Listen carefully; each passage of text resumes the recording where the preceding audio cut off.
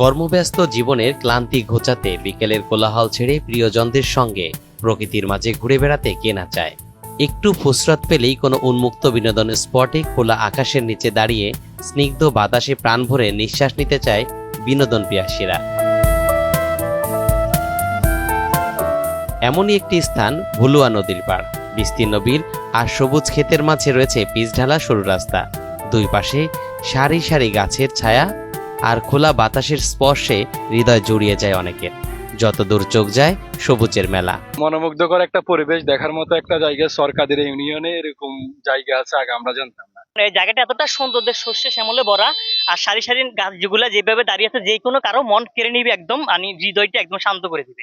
এই জায়গাটা যেটা দেখতেছেন, এটা হচ্ছে আপনার কমলনগর উপজেলার সরকারের দিরা ইউনিয়নের বুলুয়া নদীর পাশ দিয়ে একটা সুন্দর দর্শনীয় স্থান, যেটা হচ্ছে দৈনিক অনেক দর্শনার্থীর সুআগম এখানে। দেখার মতো একটা জায়গা, সবার মুখে শুনলাম, আসলে ভালো লাগছে। আজকে নিজে সরাসরি দেখতে আসলাম, আসি দেখি আসলে জায়গাটা অনেক মনোমুগ্ধকর।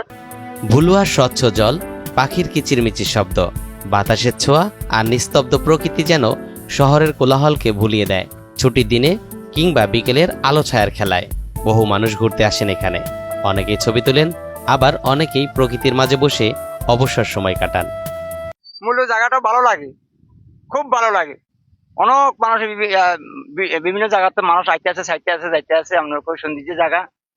পিছনে যে রাস্তাটি দেখতে পাচ্ছেন, রাস্তার দুপাশে সারিবদ্ধ গাছ, মাঝখানে রাস্তা, পূর্ব এবং পশ্চিম পাশে বিল, বিলের মধ্যে যথেষ্ট পানি, এবং বিভিন্ন জায়গা থেকে যে দূর দূরান্তের মানুষগুলি আসতেছে, ওনারা আসলে উপভোগ করতেছে এবং ওনাদের ভালো লাগছে। সরকারি ইউনিয়নের সুন্দর একটা জায়গা, একটা রাস্তা আছে, রাস্তার দুই পাশে সারিবদ্ধ গাছ, সারিবদ্ধ গাছের ঠান্ডা শীতল হাওয়া আছে। আমি এখানে এসেছি, আমার অনেক ভালো লাগতেছে। মনমুগ্ধকর একটা জায়গা, শীতল বাতাস ভালো লাগতেছে, যেটা বলার মতো না। শহরে এরকম জায়গা পাওয়া খুবই কঠিন।